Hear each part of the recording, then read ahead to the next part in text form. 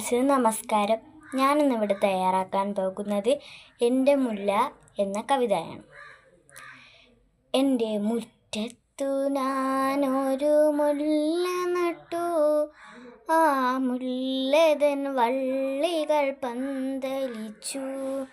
N മുല്ലതൻ കയ്യിൽ മുട്ടിട്ടു, N മനമെങ്ങുമേ പൂത്തുലഞ്ഞു.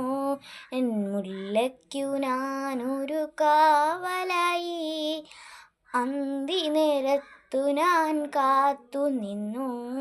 N മുല്ലതനോമന പൂവിനായി, വാനിലെ താരകം നോക്കി നിൽക്കേ.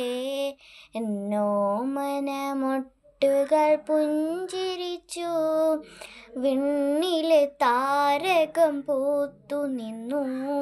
എൻ അരുമയാം പൂവിന് കൂട്ടു നിന്നു.